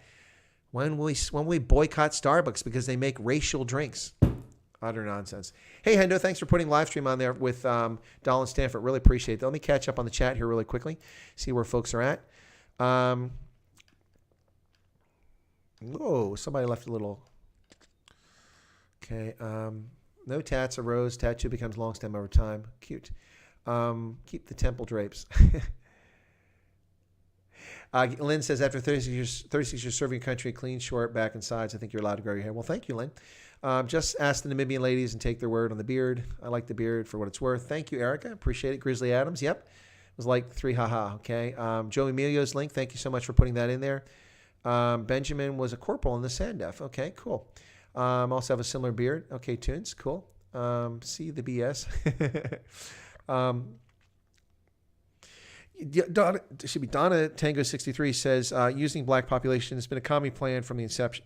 Yeah, it's all about dividing people. ETT says left is confused hypocrisy. Yeah, I think you're right about that. Left wing twist the fate. Oh, get back statistics. Yep, for the nefarious political agenda. Sean says, let's talk about how Epstein died in a suicide-proof New York State jail. Hush, hush. Yeah, no, exactly. That's how does that happen? Bongani Nguyen says they have started taking up stupid causes like fighting biracial fetishization because it's linked to whiteness, but they never thought about these things before. Yeah, exactly. Well, and more despicable things, Bongani. Have you seen the nonsense that's taking place here? I've seen videos on Twitter where people post it. These radical Black Lives Matter. We have to F their white women. We have to colonize their vaginas. We have to make them have biracial children. We should rape white women so that they can't be racist. This is actually out there. It's on Twitter. Why is that not being banned? Someone calling for rape culture, talking about violently assaulting women and colonizing their wombs. It's on Twitter, not banned, not deplatformed. Yet they fact-check Donald Trump's opinions. This is disgusting, ladies and gentlemen. There's alternatives out there like Parler, but Parler, while it's improved dramatically, still not ready for prime time in my view. Those of you who follow me in Parler, thank you so much. I've got a handful of followers over there now. I appreciate it. You can find my Parler and Twitter handle below the video in the description. In the credits down there. It has, you can find me if you want to follow me on Parler and Twitter. Feel free to do that. Check it out. If you'd like, I tend to be a little more caustic on Twitter occasionally, not so much, just because it gets the snowflakes going. I love stirring the pot occasionally. I don't usually stir it, but just when people torch me a little bit. On Parler, I'm a little more calm. Anyway, so let's see. Yeah, chess. Yeah, really chess. That's right, Erica. Benjamin Chess. That's right. ANC's doing the same. Broken promises, trade for votes for the destitute. Yep. General Flabel says, I'm not sure if you're aware the German diplomat was assaulted by Schwana Metro cops. Watch video. Whoa, I didn't see that. If you could send me the link to that, General Inflatables, that'd be great. Yep, Erica, divide and conquer. You know how it works. You've seen it before. It's just so sick. It is. It looks like boar. Nice. Is that racist? I'm a fan of farmers in South Africa. No, Donna, it's not racist. Yeah, but it does. I do look kind of like an Afrikaner. I've often been mistaken for being an Afrikaner or a Boer in South Africa, and without the beard even. But also neighboring countries have been asked if people start talking about Afrikaans, assuming that I'm an Afrikaner in Namibia, and also in Mozambique. It's happened to me in Swaziland, and even in Lesotho, it's happened to me. Now, I can't imagine if I went back now, they'd really think that I'm a Boer. You know, if I walk around carrying a sidearm, then we'd be hands down, the argument would be over. And I'd have to use ek praat nie Afrikaans nie. That's what I have to say all the time. And they wouldn't believe me because they're like, you just said it. Of course you are. Is Black Lives Matter replacing BE? No. It's going to die a quick death there in South Africa because it's hypocrisy and people know it. Hendrick says, I look like a four-tracker. Well, thank you. I take that as a compliment. Those are hardy people, much like our ancestors here in America with manifest destiny, moving out the Oregon Trail and colonizing and occupying and developing this continent. Yeah. Well, did I use all the wrong words? Occupying, colonizing, developing? No, settling this country. Yes, same sort of thing. All right, Jacques is taking off, I think. Okay, cool. And I think maybe we should probably end it here, folks. It's kind of late for folks in South Africa. Are you growing your beard to make up for your days in the military? No, Croy. Actually, what I was doing is, and I'll tell this story very quickly, and then we'll wrap it up here. So here's the deal. Yeah, Corley is tired. So here's the last story, folks. Then we're gonna drop it off. Okay. So what happened was I was in Japan during the World Cup, and on October 1st, I was no longer on active duty, even though I was in Japan. I was now retired officially, but I was still in Japan on my holiday for the World Cup and stayed for another 2 weeks or so. I stopped shaving because I was rushing from place to place with the typhoons and trying to get from venue to venue. And a couple days I was rushed for time, so I didn't shave. So I came back to the States, had a little bit of a few days growth, kind of that George Clooney look, you know. And I like the George Clooney look. Not that I like George Clooney, but I like that look. Anyway, that couple day growth. And I got back here and I started growing it. And I went into the office because I was just busy where I had worked on active duty, ran into some colleagues and people, the staff there, and like, hey, nice beard, man. That's really cool. And then I went back and I shaved it off. I went back a few weeks later. Hey, where'd your beard go? It was looking good. So I started growing again. And then I went to Ohio to see my mother, who was in ill health back in November before Thanksgiving. And I shaved it off when I saw my mother. Went up there, clean shaven, saw my mother. Came back. And then around Christmas, I said, you know what? I'm retired. I don't have to shave. I'm just going to let this thing go. So I started growing it, and people were commenting on it. And they liked it, and so I let it grow, and I figured I'd shave it off in the springtime as it got warmer. And then lockdown hit. And when lockdown hit, I decided that my beard would be the lockdown beard, and I was not going to remove it until lockdown was removed. Well, little did I know that politicians were callow, weak-willed, sorry little will-o-wisp in the wind, who lacked the moral fortitude to tell people the truth about this virus and about the fact that the virus is with us forever, and we just have to learn how to live with it properly and stop overreacting. So the lockdown has continued. And in fact, it's gone up and down depending where you are. In Pennsylvania, it was eased, and now it's been hardened again, just like in South Africa, but not nearly as bad. So it's become my lockdown beard. Actually, I saw my barber a few weeks ago. I walked by her store. She's reopened, and I popped my head in there. She hadn't seen me since August, and she hadn't seen me with a beard or hair this long. And she's like, "Oh my goodness!" At least she recognized me. She said, "I said, oh, you're open." She goes, "Yeah, I've been open since May, but you can't wait in the shop. You have to call in for an appointment, and it's only one person at a time in her store." So she said, "Go ahead and make an appointment. I can pencil you in right now, and I can trim your beard up there." I'm like, "Okay." So I'm going to go see her sometime soon and get the professional trim on my beard. Right now, there's no wax. I don't do any of that stuff. It's just growing. I'm letting it grow, sort of thing. So the beard has become now the hair. When I was at university in my first time in 1982, I went to college. My hair used to be down to my shoulders, and it was straight. I don't know what happened, if this is a result of, fallout from Chernobyl or if it's a result of burning oil wells in Kuwait, but I got this serious wave thing going on, something people pay a lot of money for. I don't really want wavy hair. So I got this wave going on, and it becomes a bit challenging to manage it. So I was hoping it would grow out and become straight, and I could have like shoulder-length hair, but it just ain't happening. So this is since September, this here, and not quite to my shoulders yet since September. So I'm in a conundrum about, do I go get my hair trimmed and then leave like the mullet stuff in the back? So I'm hoping that it will behave itself sometime soon. In the meantime, I will get the beard trimmed up. So there you go. That's the story on that, guys. Let's see. Bongani Nguyen says, "I have seen some of them, and they justify by saying white people did it to our ancestors, but it was their fight." Let me address that. So I appreciate Bongani's honesty in sharing that. So Bongani Nguyen says, "I have seen some of them, and they justify it by saying white people did it to our ancestors, but was their fight. We are trying to move to a better future, not one more." Okay, and my answer to them is that they're idiots. They're idiots. My ancestors were enslaved by the British. That's right. The Irish were gathered up off the island and put on ships and sent to the Caribbean. Before black African slaves were brought to the Caribbean, by the way, by the English. They brought them to Barbados and Jamaica and places like that, Irish, as slaves. Not indentured servants, ladies and gentlemen, slaves. Europeans have been captured for centuries by North African Arabs, the Barbary pirates. One of the whole reasons the United States got involved. You listen to the Marine Corps anthem. Part of the song is The Shores of Tripoli. Why Tripoli? Because American ships were being captured by Barbary pirates and their sailors turned into slaves or put on ships and forced to work and impressed on ships, but also made slaves. In Iceland in the 1870s, a Lutheran Icelandic pastor and his 3 children and his wife living along the coast of Iceland, Barbary pirates came up, landed on the shore, snatched them up, burned their home down, put them in chains, took them to Algiers. His children were sold into slavery. His wife was sold off as a concubine into slavery. And he was taken as a slave where he worked for the Bey of Algiers. So that's like the Pasha, the Sultan, the Bey of Algiers. And he was kept there for 20 years because he could speak Latin, he could speak Icelandic, and he learned Arabic very quickly, and I think he spoke another language. The reason we know this story is because this gentleman became a scribe for the Bey of Algiers for 20 years. Never saw his children again, never saw his wife again. She was a sex slave. Who knows what happened to the children? Eventually, after 20 years, the Bey granted him his freedom for his service, and he returned to Iceland without his family. A slave. So I'm sick of hearing this nonsense about things that happened 300-500 years ago. You study them, you learn about them, you share the impact of that. But none of that reflects on me, on Toons, on anybody here. We had nothing to do with that. And Bongani, you had nothing to do with it.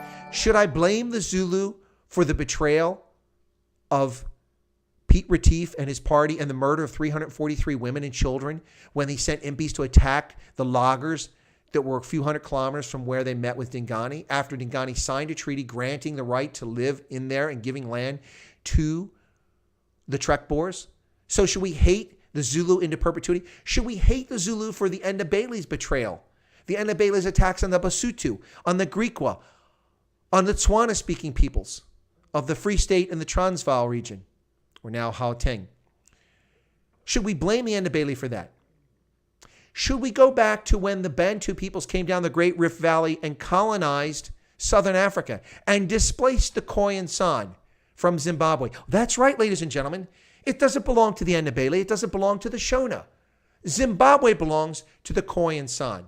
Now, there's no Khoi left in Zimbabwe, but there's about 5,000 San who still live in Zimbabwe today. So, Robert Mugabe, from your grave, Emerson Mnangagwa, take your butt out and take the Europeans with you, because that land belongs to the 5,000 San. That's it. The rest of you can piss off.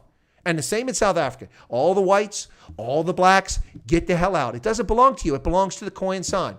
And guess what? That means 6 million mixed race coloreds and the 50,000 San who are left in South Africa and whatever people consider themselves to be Khoi these days. They get it all. The rest of you can sack because it's a belonging. This is a stupid game.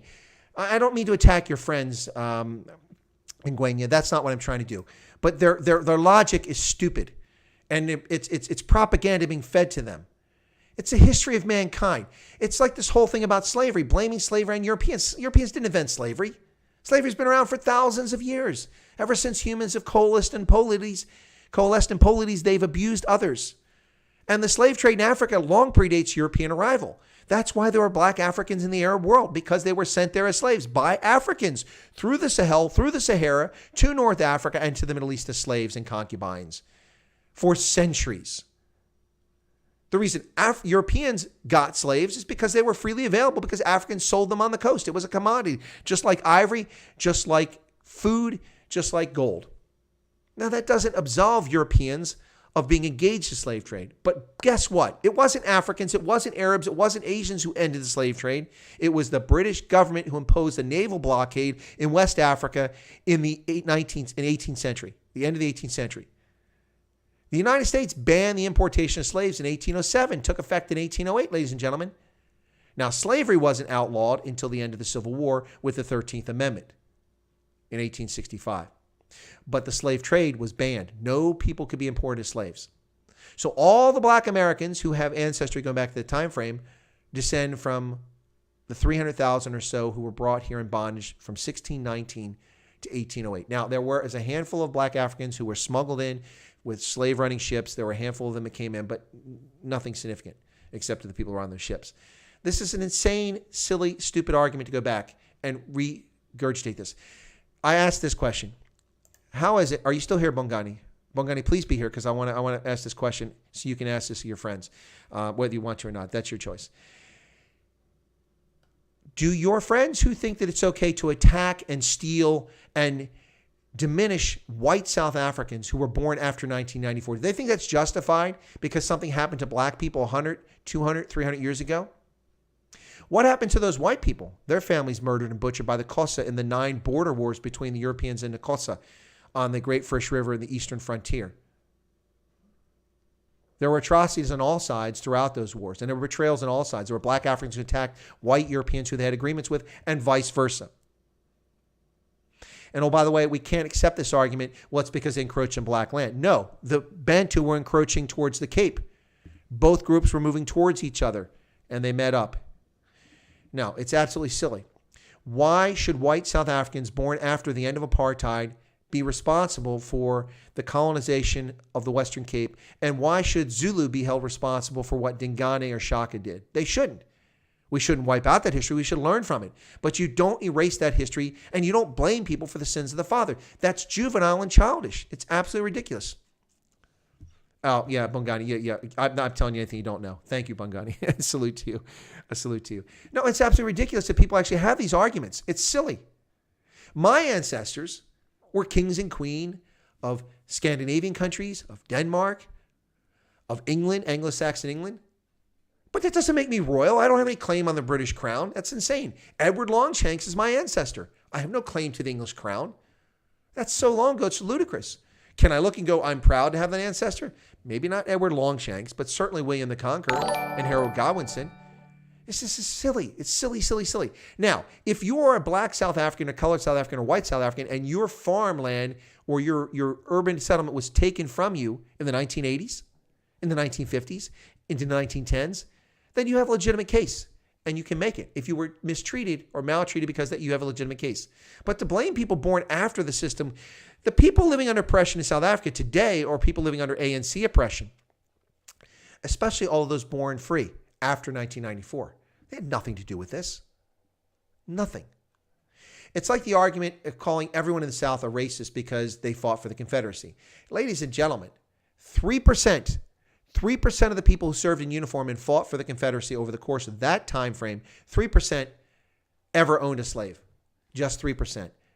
The reality is that very few people own slaves in the South or in this country at all. Very few. And so every time I hear it's the original sin of the United States, I'm sick of hearing it. You don't know what you're talking about. You don't know the historical norms. The Northwest Territory, the Northwest Ordinance passed in 1789, 1787, was the first addition to the United States territory. We added 5 states eventually. That was Ohio Territory. It became Ohio, Michigan, Indiana, Illinois, and Wisconsin. Those 5 states became part of the United States. The Northwest Ordinance banned, before we even had a constitution, guaranteeing human liberty and freedom and dignity. We were working on the Articles of Confederation. Yet they had the forethought to say that no slavery would ever be allowed into perpetuity in those territories. And it never was legal. There were efforts to change that, fortunately saved by abolitionists in Ohio who prevented it from changing for Ohio. Never had slavery. Yet we hear the original sin in the United States. Well, our Constitution didn't come into place until 1789. The Northwest Ordinance predates that, and it banned slavery in the Northwest Territories. 5 states. Never had it. The reality is, ladies and gentlemen, those people are being judged through the lens of the 21st century by woke social justice warriors in South Africa and in the U.S., and they know nothing about what they talk about. It is not even realistic to judge a person from 1300 by the standards of the 21st century or from the 19th century. The mores, the norms, the values were very different. And to judge people from a different era based on your values today is arrogant and condescending. Now, we can look at disdain at the fact that people own slaves, and I disagree with it. But I would never impose my values on the lifespan of George Washington. Never. I would never impose my values on the lifespan of Genghis Khan and the horrors he committed in the name of imperial expansion. I would look at it with disdain and say this was a terrible time and terrible things happened. This person was a horrible person. Ivan the Terrible was a terrible person. He was psychotic. But I wouldn't judge him based on my worldview that I've created for myself in the 21st century when I'm woke. It's utter nonsense, ladies and gentlemen. It's beyond belief. The fact that it gets oxygen is what's so disturbing today. Benjamin says, respect for Bongani. Yeah, respect for Bongani. Thank you so much for bringing the topic up, Bongani. It's a good discussion. Race is such an asinine thing anyway. I mean, it's an artificial creation, ladies and gentlemen. Here, let me give you a little blood. There, DNA. My DNA against your DNA, Keith, your DNA, Toons, your DNA, Hendo, your DNA, Bongani, almost no difference. Now, okay, let's be fair. I did come out kind of ahead in the game with the looks, right? I mean, got a good break on the DNA, right? Dead sexy, huh? No, but seriously, almost no difference. Minor differences. By the way, you see my appearance, this pink skin? You see this light skin? I could have a grandparent, just 2 generations back, a grandparent who's black African, and I could look like this. Oh, yeah. That's how DNA works, ladies and gentlemen. I studied Gregor Mendel and his PE experiments back in high school. I know all about DNA and genetics. Now, a lot of people have moved in and out of white and black society based on their appearance over the centuries. It's true. Race is real. Race is culture. No, culture is real, that's for sure. And culture is the problem. You see the culture of those 3 young women, if you're watching the video earlier from Twitter that I put on there? What kind of culture tolerates that? Well, some culture in Philadelphia, obviously, because they seem to think that was perfectly okay. Stream keeps crashing. Sorry about that, Lynn. Go visit concentration camps for the Boer. Yeah, that's true, in South Africa. It's worth checking out New History of the Human Race. looks at genetic trace links between peoples, then at least people know how closely we're very closely related. I know all about DNA. It's something I follow for a long time, and I have done DNA on my family history, which is pretty cool. Fake, politically motivated history, stupid argument, cancel culture. Yep. Tell it like it is. Yay. Thank you, Donna. I was in grade 6 in 1994. Helen, thanks for sharing that. In 1994, I'd already served in the Army for over a decade and in combat. Yeah. Benjamin says I hit the nail on the head. Born in 84, can hardly be responsible for more than learning to wipe my... yeah, that's good, Tins. Like it. Sorry, big fingers, but the Zulu owned slaves. Why else would they have a word for it? Exactly true. Monoculture seems to be great for the Japanese. But the Japanese are actually largely descended from Koreans from the Korean Peninsula, which is something they don't like to talk about. Elon Musk's Twitter account got hacked. Oh, wow. Didn't know that. It's like judging people 20 years ago for not washing their hands before surgery. Exactly. Exactly. That's right, Tunes. We didn't know better, right? Donna Tango 63, I was told by South Africa comment, whites came from Caucasus Mountains and told us to go back there. Very sad. Yeah. See how ignorant people are? Whites come from, you ready for this? Hang on. I'm going to tell you a little secret here. White people. Now, I'm not trying to dispute the theory of creationism. Don't take offense with me if you're deep religious. I'm not trying to insult you. I'm just trying to make a cheeky point here. Whites come from, get this, Africa. We come from Africa. But see, here's the thing, ladies and gentlemen. My ancestors, after they learned to walk upright in East Africa, said, it's hot here. It sucks. Too many people. People reproducing competition. I've had enough of this. So they walked out to the shore and they could see rocks and like, hey, I can get over there. There's land over there. So they crossed over to Yemen. And you know what happened? They got to Yemen. You know what they said? Damn, it's hot here. It's hotter here than it was on the other side. It sucks. And they looked and they saw mountains and they realized when they go up, it's cooler in the mountains. So they went up in the mountains in Yemen. And they wandered around for a while and they kept going, and working their way up, looking for greener pastures. And eventually they found their way out of the deserts and they got up to the Caucasus Mountains in southern Russia and Georgia, Armenia, places like that. And they hung out there for a while. But guess what? There are a lot of saber-toothed cats around. They like to eat people. And they got tired of fighting them. So some of them picked up and moved further west as the population grew. Eventually they settled in Europe, where there was a lot less sunshine. And so their skin got lighter, and over time it adapted. And about 10,000 years ago, somebody was knocking boots, either with a Neanderthal or with another Homo sapien, and there was a genetic mutation. And guess what? We got blue eyes from that genetic mutation. And people looked around and said, hey, she's kind of hot. She's got blue eyes. I want to knock boots with her. So people started knocking boots. They kept moving further north. Less sun. Less pigmentation. Evolutionary adaptations. The nose, the cranial features. And suddenly we got white people. But we came from Africa too. So when people say Africa for Africans, I'm like, you're damn skippy. I'm an African. I want my land. And actually, I wouldn't mind having it, say, in Namibia, Botswana, Zimbabwe. No, I don't want Zimbabwe. They've screwed up too much. Or maybe South Africa. Give me my land. I'm African. Idiots. Morton says, now I'm ruining the friendship. Because I brought up religion. Yeah. All right. So Donna says, let me see what Donna says here. She's got some interesting comment here. James Watson was correct about race. Apparently, it's the hottest it's been by the Great Lakes. Wasn't paying full attention. I don't know, Take Five, if that's true or not. Happens a lot. Donna says, I'm white, deeply religious, mostly Viking. Mostly Irish, German, Scottish, English. Looks a lot like Chris, blonde, blue eyes. Yeah, no, actually, when I was a kid, and I don't have that picture, maybe I'll show it on another stream, my hair, strawberry blonde until puberty. Then it turned brown, and now it's like kind of brown. It looks black because of the gray. But I had strawberry blonde hair, and it used to be when this mustache would come in when I was in the Army, it would come in strawberry blonde, and then the sun would bleach it, and it would look golden, actually. That's the Viking in me as well. Lots of Viking in my DNA, and actually have the DNA to prove it, have the test to show it. If you want to enlighten us on race, please have a debate with Jared Taylor. Who is Jared Taylor, Monkey Pushing Wood? Hey, Monkey Pushing Wood, good to see you. I saw your chats in earlier, but I got distracted, so I didn't recognize you. But who is Jared Taylor? I don't know who Jared Taylor is. Is that the guy that sells the Subway sandwiches? Just kidding. That's Jared. Come get some land here in the crew. Yeah, but I don't want to raise goats. Thinking we all have other races mixed in here. Yep. Out of Africa theory is just a theory. Oh, okay, Morton, that's where you come from. Gotcha, okay. Yeah, Morton, but I hope you appreciate that I used it in a cheeky fashion to make a point that people are just being silly about who's from where. The history of humankind is a story of migration, of conquest, of occupation, of colonization, of assimilation. That's how humans have survived. That's why we exist over history. And to hear someone say that, oh, you did this because this, or Jan van Riebeck, are you serious? Jan van Riebeck never got to the Transvaal. He never saw the Limpopo or the Orange River. In fact, he never got past Franschhoek. I would be surprised if he got that far. Anyway, utter nonsense. Yep. Lots of Viking. Erica, I know you got Viking. You know, I see that in your face. I see that in your hair. I can tell you've got it. Anyway, I did promise I was going to close at 1:30, but then someone raised the topic. I think the Night Owls in South Africa enjoying the conversation wanted me to go.